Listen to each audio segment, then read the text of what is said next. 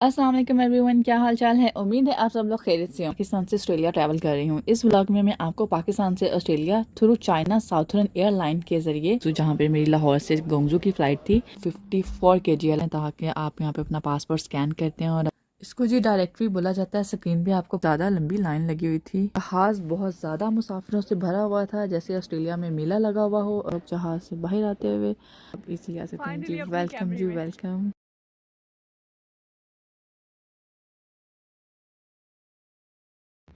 अस्सलाम वालेकुम एवरीवन, क्या हाल चाल है। उम्मीद है आप सब लोग खैरियत से होंगे। बहुत अरसे के बाद मैं हाजिर एक नए ब्लॉग के साथ। तो सबसे पहले मैं आपको बता दी चलूँ, जो मेरा लास्ट व्लॉग था वो वीज़ा अप्लाई करने से रिलेटेड था, कि आप वीज़ा अप्लाई करने के बाद कैसे फिंगरप्रिंट्स करवाते हैं और उसके बाद मेडिकल होता है आपका। तो वो सारी इन्फॉर्मेशन मैंने आपको उस ब्लॉग में प्रोवाइड कर दी थी।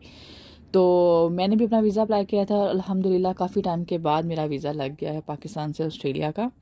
और एक बार फिर मैं पाकिस्तान से ऑस्ट्रेलिया ट्रैवल कर रही हूँ। इस व्लॉग में मैं आपको पाकिस्तान से Australia through China southern airline के ज़रिए सफ़र करने के बारे में सारी इन्फॉर्मेशन दूंगी, कि कैसे पाकिस्तान से मैं चाइना एंड देन चाइना से ऑस्ट्रेलिया मैंने सफ़र किया।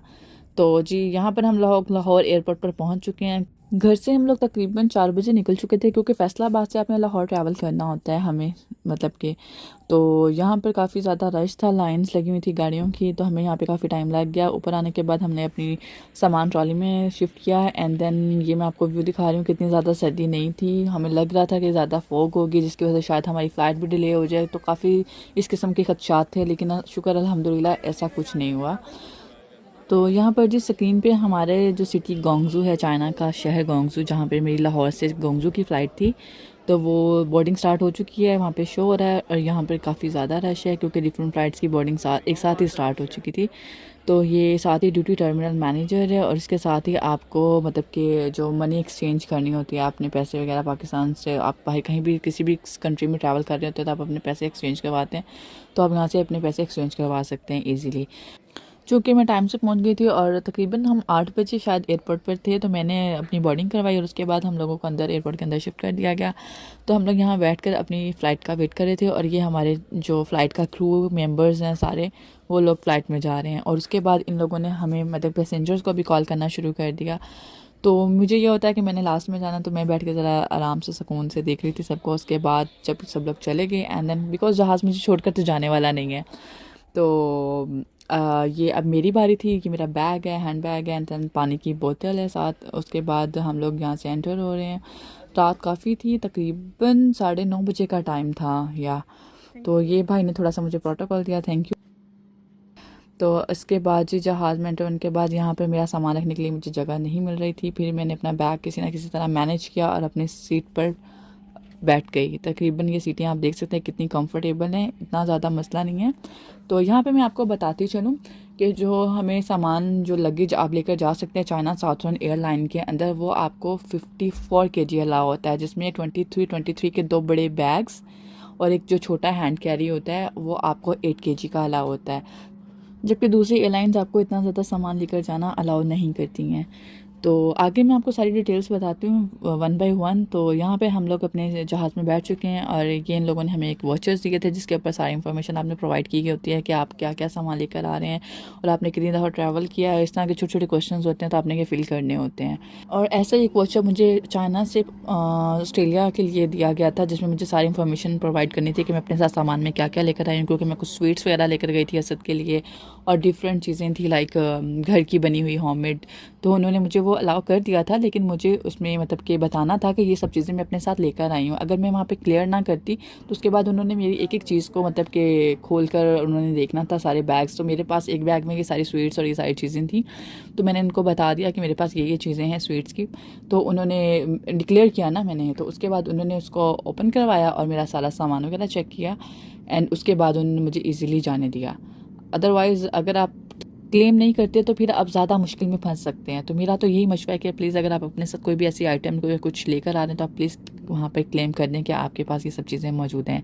तो जी मैं आपको साथ साथ बता दूं कि हम लोग लाहौर एयरपोर्ट से फ़्लाई कर चुके हैं अल्हम्दुलिल्लाह, और ये जहाज़ हमारा फॉग के अंदर गुम हो गया और आपको नीचे कुछ भी दिखाई नहीं दे रहा। तो जी जनाब, उसके बाद इन लोगों ने हमें ये चाइना टी ऑफ़र की, क्योंकि मुझे भी काफ़ी भूख लग रही थी। तो मैंने कहा ट्राई करते हैं, ट्राई करने में क्या हर्ज है। देखने में तो ये ऐसे लग रहा था जैसे आप इन्होंने ना रूह अफ़ज़ा गर्म करके दे दिया हो, लेकिन डैट वाज नॉट बैड, बहुत मज़े की थी। तो मैं आपको एक बार फिर दिखा दूँ इसका ज़रा कलर, क्योंकि मैंने इसको रूह अफ़ज़ा से तशबीह दे दी है, लेकिन इट्स ओके। चाइनीज़ चीज़ सर्व करने के बाद इन लोगों ने हम लोगों को खाना सर्व किया, जिसमें हमारे पास ये आइटम मतलब कि सैलेड है आपके पास, मीठे सॉरी वेजिटेबल्स में, एंड मीठे में आपके पास ये केक आ जाता है। उसके बाद ये एक बन है, उसके साथ आपको बटर है, एंड प्लस कावा, और मैं इसको कावा ही बोल रही हूँ, सॉरी। तो एंड उसके बाद यहाँ पे हैं राइस, आई थिंक इसके अंदर। मैं खोल के आपको दिखाती हूँ थोड़ी देर में। स्टाफ बहुत नाइस था, बहुत कोऑपरेट कर रहे थे। फ़्लाइट से पहले भी आपको कोई भी किस्म का इशू हो तो आप हेल्पलाइन पे कॉल कर सकते हैं, ये लोग बहुत कोऑपरेट करते हैं।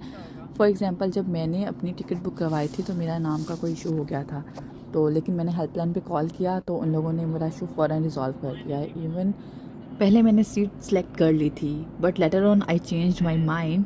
तो फ़्लाइट से एक दिन पहले मैंने इनको कॉल करके अपनी सीट चेंज करवा ली थी। तो एमिरेट्स में सीट सेलेक्ट करने के लिए आपको पैसे भी देने पड़ते हैं, जबकि इस एयरलाइन में आपको एक पैसा नहीं देना पड़ता, और आप फ्री में 2 दिन पहले 3 दिन पहले आप अपनी सीट सेलेक्ट कर सकते हैं। इवन जब आप अपनी टिकट बुक करवा रहे होते हैं तो उस टाइम पे भी आप अपनी सीट सेलेक्ट कर सकते हैं ईज़िली। कोई मतलब कि टेंशन वाली बात नहीं है, आप आराम से अगर बाद में चेंज करवाना चाहें तो बहुत कोऑपरेट करते हैं ये लोग। यहाँ पर एक लेडी मेरे से सफ़र कर रही थी, वो अकेली ट्रैवल कर रही थी पाकिस्तान से ऑस्ट्रेलिया। तो उनके साथ एक बच्चा था छोटा, वो काफ़ी डिस्टर्ब था, लेकिन अल्हम्दुलिल्लाह वो टाइम से फिर सो गया, फिर अच्छा सफ़र गुजरा। तो बच्चे के साथ अकेले सफ़र करना थोड़ा टफ हो जाता है, लेकिन अल्हम्दुलिल्लाह सब अच्छा रहा उनके साथ। तो नेक्स्ट जी, ये हम लोग गोंगजू एयरपोर्ट पे लैंड होने जा रहे हैं। तो आपको मैंने ऊपर से कुछ इस तरह के व्यूज़ दिखाने की कोशिश की, लेकिन रात काफ़ी ज़्यादा थी और वहाँ पर भी ज़्यादा सर्दी थी और फॉग भी काफ़ी थी, तो इतना क्लियर व्यू आप नहीं देख सकते। तो कोशिश मैंने बहरहाल की है आपको थोड़ा सा दिखा दिया जाए, क्योंकि मेरी फ़्लाइट्स रात की हैं इस बार, तो इतना ख़ास व्यू मैं कैप्चर नहीं कर सकी। तो चाइना एयरपोर्ट भी Lahore airport, sorry Dubai airport की तरह बहुत बिजी है, और यहाँ पर भी आपको 5 मिनट बाद 10 मिनट बाद फ़्लाइट्स उड़ती हुई नज़र आएंगी। तो फाइनली अल्हम्दुलिल्लाह, अल्लाह के शुक्र है, हम लोग गोंगजू एयरपोर्ट पर लैंड कर गए हैं।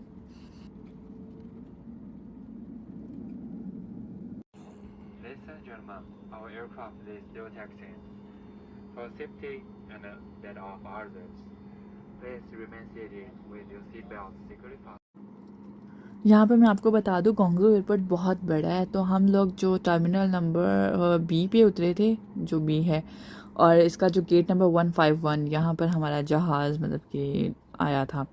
तो ये 1 बाय 1 मुसाफिर जहाज़ से उतरे हैं। मैं सुकून से अगेन, क्योंकि मेरी जो फ़्लाइट थी नेक्स्ट, वो फ़्लाइट उसमें तकरीबन 15 घंटे का बीच में ड्यूरेशन था, क्योंकि मेरी ब्रिस्बेन के लिए थी फ़्लाइट। तो ब्रिस्बेन की फ़्लाइट के लिए आपको टाइम काफ़ी ज़्यादा लग जाता है, लेकिन जिन लोगों ने सिडनी जाना था तो उनकी एग्जैक्ट 2 घंटे के बाद नेक्स्ट फ़्लाइट थी।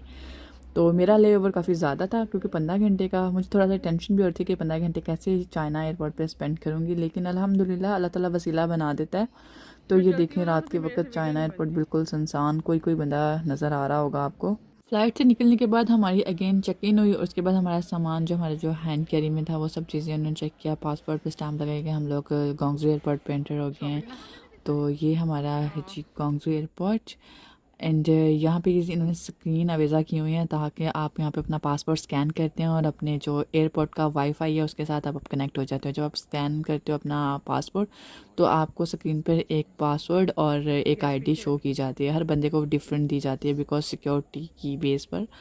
तो एंड मैंने भी ये स्कैन किया, देन अपना पासवर्ड एंटर किया और आईडी लगाई, तो मेरा जो है कनेक्ट हो गया नेट एयरपोर्ट पर।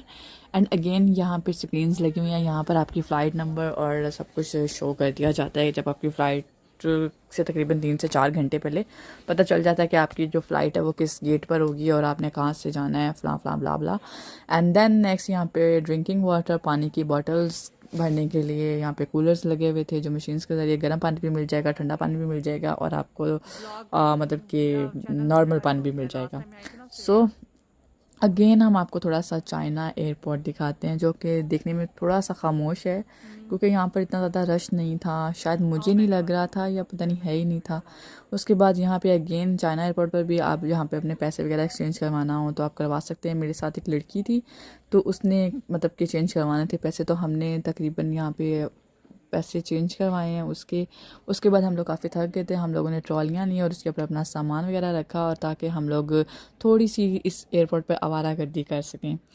तो जी फाइनली हम लोग एक शॉप के अंदर एंटर हुए, जो कि बहुत ही ऐसे लग रहा था सिर्फ टॉफ़ियाँ हैं यहाँ पर और स्वीट्स वाली चीज़ें हैं। कोई इतनी डिफरेंट मतलब आइटम्स नज़र नहीं आ रही थी जो मतलब कि लगे कि यार बंदा ख़रीद के खा सकता है, या शायद चाइना में लिखा हुआ था सब कुछ, हमें समझ नहीं आ रहा था। तो यहाँ पे आके ना थोड़ी सी एक कन्फ्यूजन ये भी हुई कि हम लोगों को ना यहाँ पे खाने के लिए कोई भी चीज़ नहीं मिल रही थी। शायद हम लोगों को नहीं मिल रही थी, या अगर क्योंकि मेरा ये वाला एक्सपीरियंस थोड़ा सा ख़राब रहा है खाने के मामले में। वहाँ पे आपको चाइनीज़ चीज़ें मिलेंगी, लेकिन जैसे टक शॉप होती है इस तरह की चीज़ें वगैरह नहीं मिलती ना। तो प्लीज़ अगर जो लोग मतलब कि ब्रिस्बेन के लिए ट्रैवल कर रहे हैं चाइना के थ्रू, तो प्लीज़ अपने साथ खाने के सामान ज़रूर रखें। अल्लाह की कसम कुछ भी खाने को नहीं मिलता, बराए मेहरबानी सवारी अपने खाने का इंतज़ाम खुद करके आए। तो पहले तो मैंने भी ट्राई किया कि कुछ ढूंढ लें खाने पीने के लिए, लेकिन फिर हमने कहा पहले थोड़ा सा मतलब कि इसको ऑब्जर्व करते हैं एयरपोर्ट को कि यहाँ पर क्या क्या चीज़ें हैं, क्या क्या आइटम्स हैं। तो ये भी पाकिस्तान की तरह एक शॉप थी जहाँ पे कुछ बर्तन थे, कुछ स्टॉलर्स थे और कुछ परफ्यूम्स वगैरह भी थे। तो आगे आगे मैं आपको दिखाऊंगी।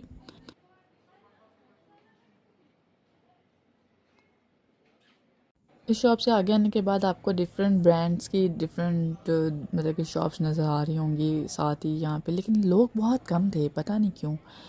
तो ये ऊपर प्रीमियम लाउंज है, जो लोग प्रीमियम लाउंज में स्टे करना चाहते हैं वो यहाँ पे स्टे कर सकते हैं। यहाँ की आपको तकरीबन 256 युआन आई थिंक, हाँ 256 युआन आपको पे करना पड़ते हैं एक दिन के लिए। और इसका जो टाइम शुरू होता है वो सुबह 4 बजे से लेकर रात 12 बजे तक होता है।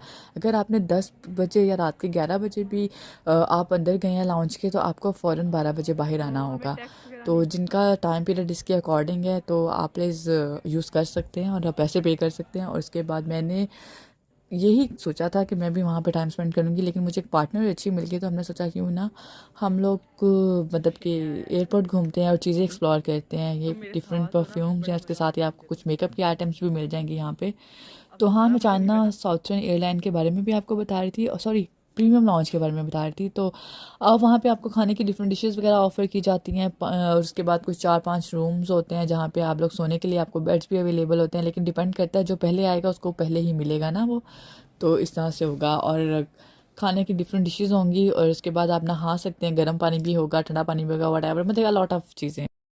इसको जी डायरेक्टरी बोला जाता है। स्क्रीन पे आपको पूरे एयरपोर्ट का मैप दिखा दिया जाता है कि यहाँ पे कौन कौन से ब्रांड्स की शॉप्स हैं और कौन कौन सी खाने पीने की सहूलियात मैसर है, मैकडोनल्ड है या नहीं है। हमें स्क्रीन पे तो मिल गया था, लेकिन वहाँ पे हमने एक बंदे से पूछने की कोशिश की जो मतलब कि ग्राउंड स्टाफ होता है उनसे, लेकिन उन्हें हमारी समझ नहीं आ रही थी और हमें उनकी समझ नहीं आ रही थी, क्योंकि चाइना में ज़्यादातर लोग चाइनीज़ बोलते हैं और चाइनीज़ हम लोग बिल्कुल भी नहीं जानते ना। तो और इंग्लिश उन लोगों को टूटी फूटी सी कुछ समझ में आती है, कुछ लोगों को आती है कुछ लोगों को नहीं। तो जी यहाँ पे हम लोगों ने थोड़ा सा स्टे किया, हमने कहा थोड़ा सा आराम कर लिया जाए, क्योंकि ये वाली चेयर्स बहुत ज़्यादा कंफर्टेबल थी। और ये बच्चों के लिए थोड़ा सा प्ले ग्राउंड बनाया हुआ था, प्ले एरिया, जहाँ पे बच्चे जिनके साथ हैं वो यहाँ पर खेल सकते हैं। अच्छा जी, काफ़ी ज़्यादा मतलब कि हलाल चीज़ें सर्च करने के बाद हमें एक हलाल रेस्टोरेंट मिल गया, तो हमने कहा क्यों ना यहाँ पे हम कुछ खा पी लें ताकि हमें थोड़ी सी एनर्जी आए और हम ज़्यादा ट्रैवल कर सकें ना एयरपोर्ट पर। तो जी ये हमने चिकन मम्मी बर्गर ऑर्डर किए थे, ये कुछ इस तरह से थे, और साथ हमने एक ये लेमन स्प्राइट से रिलेटेड कोई ड्रिंक थी वो। तो ये खाने में ज़रा भी मज़े का नहीं मुझे लगा। मैंने देखे बर्गर क्या क्या हशर नशर किया, थोड़ा सा ट्राई किया था कि मैं खा लूँ। पहले मैंने बर्गर का हशर नशर किया था, उसके बाद फिर बर्गर ने मेरा हशर नशर किया। जितना मैंने खाया था वो सारा वॉमिट के ज़रिए निकल गया, और उसके बाद मेरी तबीयत इतनी ज़्यादा ख़राब हो गई थी, मुझे लग रहा था मुझे सर्दी लग रही थी। मतलब कि वहाँ पे सर्दी से याद आया कि आप जब चाइना एयरपोर्ट पर आते हैं तो आप प्लीज़ अपनी गर्म जैकेट्स का इंतज़ाम कर कर आएँ, क्योंकि जो एयरपोर्ट के अंदर वाला एरिया है वहाँ पे तो आपको इतनी ज़्यादा ठंड फील नहीं होती, लेकिन जो बाहर का एरिया है मैं आपको आगे दिखाऊंगी, तो वहाँ आपको काफ़ी ज़्यादा सर्दी फील होती है अगर सर्दियाँ हों तो। और चाइना में सर्दियाँ ही थी, ये देखें बाहर वाला एरिया मैं आपको दिखा रही हूँ। तो यहाँ पे सर्दी का कोई हीटिंग का कोई मतलब कि सिस्टम नहीं है, तो प्लीज़ आप अपना इंतज़ाम खुद करके आइएगा। तो जी ये दोबारा हम लोगों ने एक दफ़ा और व्यू किया कि जी शायद हमारी फ़्लाइट शो हो जाए, लेकिन मेरा ले ओवर काफ़ी ज़्यादा था, 15 घंटे का। तो हम लोग बैठ के आराम से चेयर्स पर आके, सुबह से शाम हो चुकी थी और लाइट्स वगैरह ऑन होना शुरू हो गई थी जहाँ पर, तो जी यहाँ पे बहुत से लोग सो भी रहे थे क्योंकि उन डिफरेंट फ़्लाइट्स की डिफरेंट टाइमिंग्स थी। तो हम लोग भी यहाँ पर ही वेट कर रहे थे अपनी नेक्स्ट फ़्लाइट का। आप देख सकते हैं कि रात होने के साथ साथ यहाँ पर ये सीट्स बहुत ज़्यादा कंफर्टेबल हैं और यहाँ पर रश ज़्यादा होना शुरू हो गया है, मतलब गहमा गहमी ज़्यादा नज़र आना शुरू हो गई है।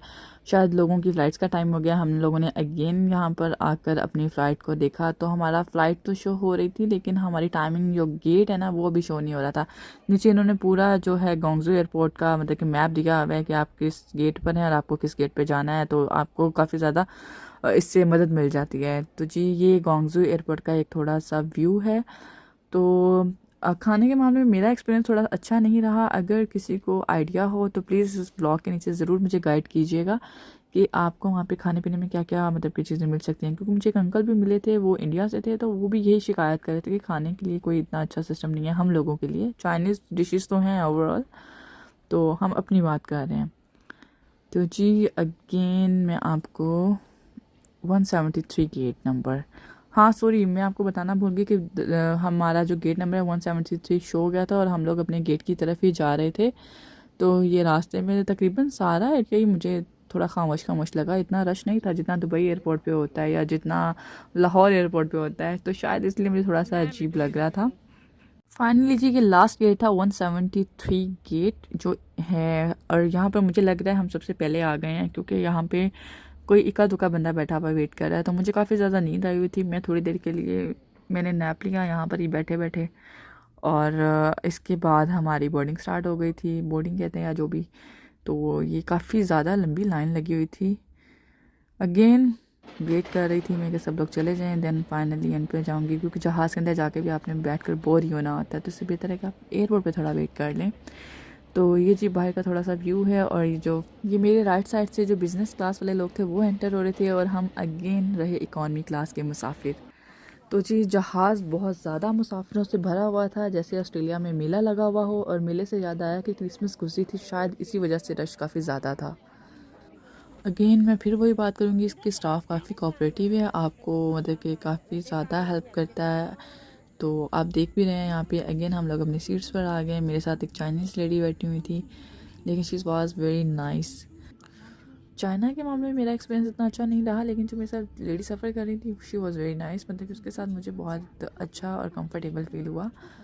तो जी अगेन हम लोग जहाज़ में सवार हो गए हैं और हमारा जहाज़ टेक ऑफ करने के लिए तैयार है, और मैंने अपना जो है जहाज़ पे कैमरा लगा हुआ होता है मैंने वो ऑन कर लिया, बिकॉज़ मैं थोड़ी सी एक्साइटेड थी। जो ये वाला जहाज़ था पहले वाले जहाज़ की निस्बत बहुत ज़्यादा बेहतर था, इवन एमिरेट्स के लेवल के जहाज़ थे यार, मतलब कि $1000 आपकी टिकट, 600 का डिफरेंस। तो मेरा तो काफ़ी अच्छा एक्सपीरियंस रहा। तो जी मैं आपको कैमरे का बता रही थी कि यहाँ पे 3-4 कैमरे लगे हुए थे। एक कैमरा नीचे वाले एरिया पे लगा हुआ होता है पहियों के पास, और एक कैमरा ऊपर टेल के ऊपर लगा होता है जो आपको ऊपर का व्यू दिखाता है, आगे आपको नज़र आ जाएगा। तो जी फाइनली हम लोग गोंगजू एयरपोर्ट से ब्रिस्बेन के लिए टेक ऑफ कर चुके हैं। तो यहाँ पे ये वाला जहाज़ पहले वाले जहाज़ की निस्बत अच्छा था, मैंने भी आपको बताया। तो यहाँ पे स्क्रीन्स थी जिसके ऊपर आप देख सकते हैं मैप भी। मैंने यहाँ पे अपना मैप ऑन कर लिया, हांगकांग के ज़रिए हम लोग ब्रिस्बेन ट्रैवल कर रहे थे। एंड अगेन मैं आपको दिखा दूँ कि यहाँ पे बच्चों के लिए काफ़ी ज़्यादा ऑप्शंस होते हैं, एंटरटेनमेंट के, म्यूज़िक है, उसके बाद टीवी की कुछ प्रोग्राम्स हैं, उसके बाद आपको यहाँ पे टाइम शो होता है, मैप शो होता है, उसके बाद कैमरा ऑन कर सकते हैं, आप कोई मूवी वगैरह देख सकते हैं। तो आपके पास अच्छी ऑप्शंस होती हैं, मतलब कि बच्चों के साथ ट्रैवल कर रहे हो तो, और ख़ुद भी। तो अगेन यहाँ पे USB चार्जर है, आप अपना मोबाइल चार्ज कर सकते हैं। और चार्जर के साथ मैं आपको बताऊँ उन्होंने हमें अगेन खाना सर्व किया। यकीन करें इस बार मैं इतनी ज़्यादा पुरुमीद नहीं थी खाने के लिए, क्योंकि मुझे पता था कि चाइना एयरपोर्ट पे जब हमें खाने के लिए कुछ नहीं मिला तो ये खाना भी उनकी तरफ से सर्व किया गया, मतलब कि चाइना के शहर गोंगजू से। तो कोई इतना मेरी एक्सपेक्टेशन हाई नहीं थी। तो ये इन्होंने सबसे पहले मुझे ब्लैक कॉफ़ी सर्व की, तो कॉफ़ी पीने का मेरा कोई मूड नहीं था, तो मैंने इनसे दूध का पैकेट लिया और उसको कॉफ़ी में मिक्स किया और कुछ चाय टाइप का बन गया ना, मतलब कि थोड़ा गुजारा हो गया। क्योंकि खाने में इन्होंने मुझे जो दिया था खाने का, शायद मैंने अभी आपको दिखाया नहीं है, तो उसमें था मतलब कि boiled tomato and plus 2-3 chicken piece शायद थे और कोई डिफरेंट सी चीज़ें थी जो कि मुझे ज़रा भी अच्छी नहीं लगी। उसके बाद इन्होंने सुबह जो मुझे मील सर्व की है ब्रेकफास्ट के लिए, वो भी सेम वही मील थी। मैंने उसमें से भी कुछ नहीं खाया, सिर्फ ब्लैक कॉफ़ी पी है 2 से 3 बार। और मुझे लिटरली इतनी भूख लगी हुई थी क्योंकि पिछले 15 घंटे से मैंने जब चाइना एयरपोर्ट पे थी वहाँ भी मैंने कुछ नहीं खाया। ये देखिए, आप देख सकते हैं बॉयल एग और ये पता नहीं व्हाटएवर। अगर तो आप फीका शीका खाना खा सकते हैं तो well and good for you, लेकिन मैं थोड़ी सी ना मतलब कि हसास हूँ इस मामले में। मुझे अगर खाना अच्छा नहीं लगा तो इट मीन्स कि मैंने नहीं खाना। तो हर एक बंदे का एक अपना हिसाब होता है। तो फाइनली मुझे था कि अब हम ब्रिस्बेन पहुँच रहे हैं और वहाँ जाकर इंशाल्लाह अच्छा सा खाना खाएंगे। ये हमारा जहाज़ बादलों से गुजरता हुआ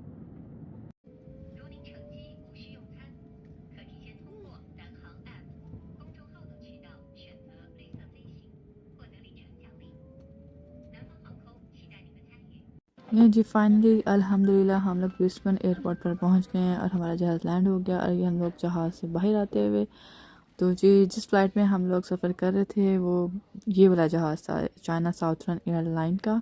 तो ये ब्रिस्बेन एयरपोर्ट है और हम लोग ये अंदर देखें सब मुसाफिर जाते हुए, सब लोग बहुत एक्साइटेड है बिकॉज सब लोग अपने प्यारों से, अपने ख़ास अजीज़ फैमिली दोस्त जिनसे भी मिलने के लिए आए थे, तो दे आर एक्साइटेड। अब ये वही शॉप है जब हम वापस जब मैं लास्ट टाइम जा रही थी ऑस्ट्रेलिया से, तो रास्ते में आती है ड्यूटी फ्री शॉप। आप यहाँ से जो भी चीज़ें चाहें ख़रीद सकते हैं, बहुत सी आइटम्स होती हैं यहाँ पर।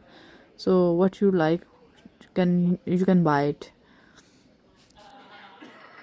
जी ये चेकिंग वेकिंग करवा के हम लोग अपना सामान वगैरह चेक करवा के उसके बाद हम लोग ये बाहर आ जाते हैं।